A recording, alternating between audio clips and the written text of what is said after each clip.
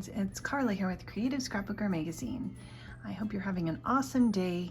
We are here today to make a little project using some Prism Studio dies and fun papers that they have and canvases. And they've got some markers, some blending brushes. Then we're going to bring in a Stampers Anonymous stamp, some Scrapbook Adhesives by 3L, and some Ranger Distress and Archival inks. So let's get to making this fun mixed media project. So the first thing we are going to do is bring in our Prism Studio paint markers. The paint markers come in a set of 8 in a rainbow assortment of colors, plus you get white and black. And we are going to pull out the green, blue, and yellow for this project. We have the canvas paper. It comes in a paper pad with 10 sheets, 9 by 12, and you can cut this down. I just cut a piece with my trimmer. You can cut it down to whatever size you want, and you can start painting directly on this. You can use this, it says, with oil and acrylics. You can also use watercolor. It's pre-primed, so you don't have to put gesso on top, and it just really makes a really nice background. So we're going to start off by shaking these back and forth. And when you first use these, I've used these already, so the paint is in the nib. But when you first use them, the nib is going to be white, and you're going to press it down on your paper until the acrylic paint starts to flow. We've got paint in the nib of the marker, so we can just go ahead and scribble this on. If you wanted more to come out, you could just depress it and it would start bringing more into the nib. I have some water and a paintbrush, and I'm just going to dip it in that, and then I can start spreading out my paint.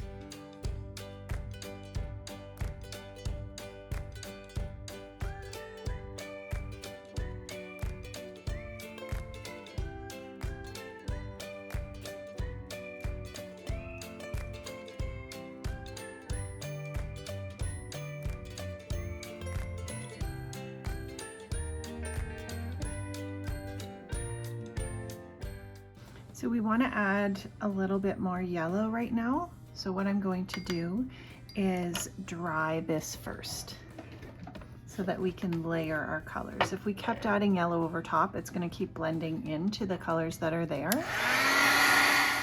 Now we can come in with any colors that we want to layer over top, and we can start layering these.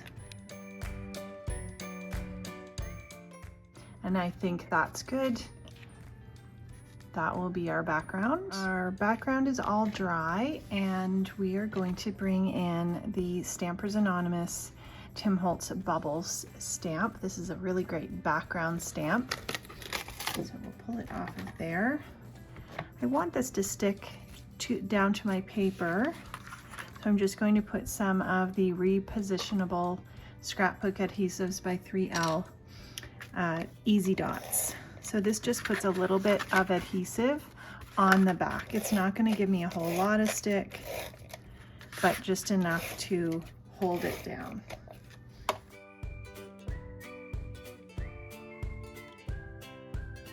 We're going to use the Distress Archival ink. This is a permanent ink, and then we can do stuff on the background, and we don't have to worry about it smudging. So this is Mermaid Lagoon, and it's by Ranger.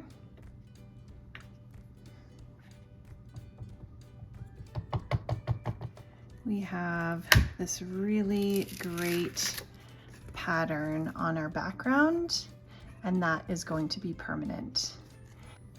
To clean off our stamp from the permanent ink, we can use the archival ink cleaner from Ranger. It works really well.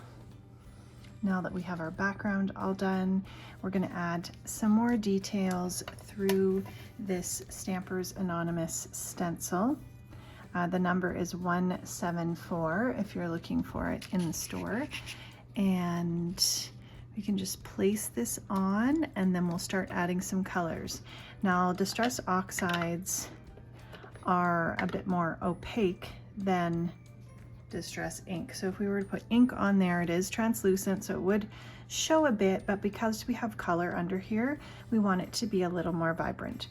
So we're going to use the Distress Oxides, and we've got some Prism Studio blending brushes. This is their fine point blending brush, so the number 7 and the 10, and you can see that they're nice and small, especially when you want to get into little detailed areas.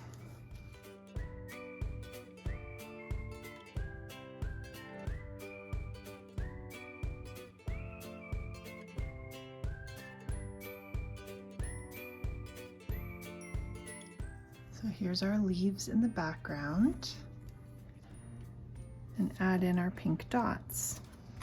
So here's our pretty background. We've got a little bit of pink showing through. We've got some of those leaves. So now we can go ahead and cut out our bird and our background with the Prism Studio dies. So I have the Canada J and Cedar Waxwing die cut set. If you flip it over, you've got a really great view of exactly how the birds go together.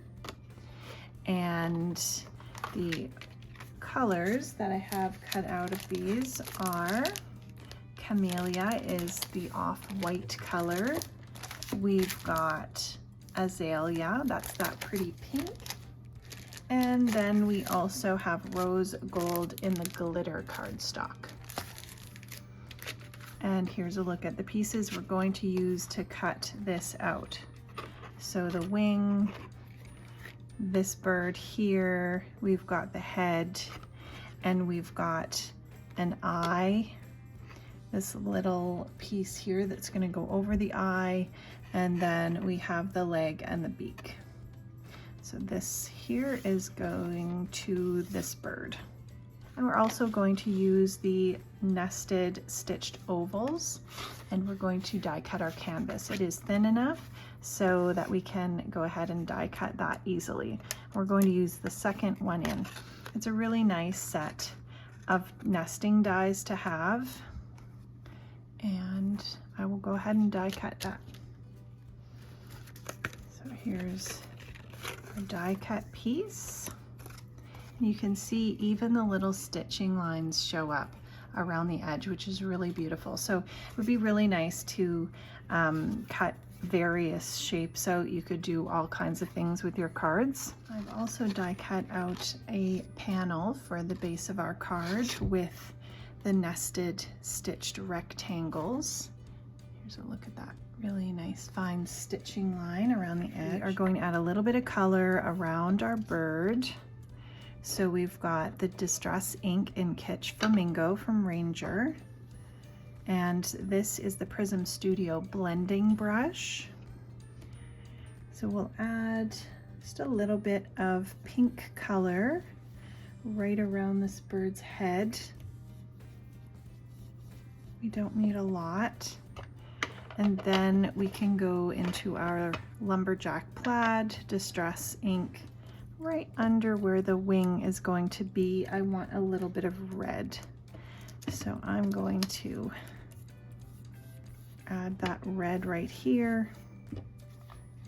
We've got our Scrapbook Adhesives by 3L Easy Runner in the white permanent, and we'll just put our little bird together. I also have some Prism Studio reverse tweezers, which are great when you want to get things in place.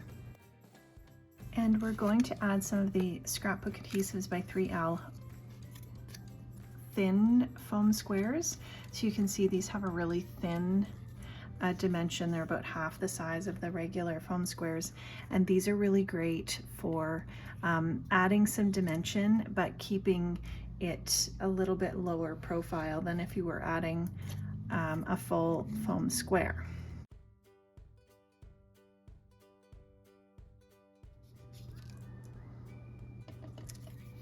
Here's a look at how low profile that little wing is going to be, but it is popped up just a little bit. So here's a look at our very cute little bird, all ready to decorate our card. So we'll just go ahead and put our card together. We've got our Easy Runner Permanent. I'm going to pull out my Easy Runner Grand in the Ultra Permanent just to make sure that my canvas panel is really nice and stuck down.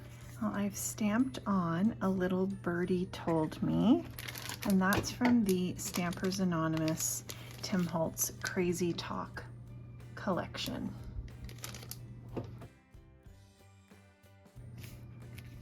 And I cut the scallop bottom of this using the Prism Studio stitched scallop rectangles, and then cut the sides matching with the rectangle stitched dies.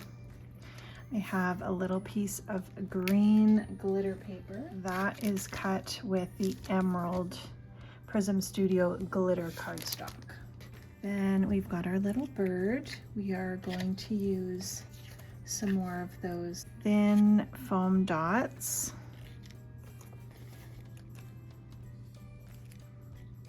And now we'll just finish off our card by adding some Robin's Nest dewdrops. They come in these really cute little glass bottles. They're little acrylic embellishments. I'm going to use some of the Scrapbook Adhesives by 3L adhesive dots in the 1/8 of an inch. So they're nice and tiny.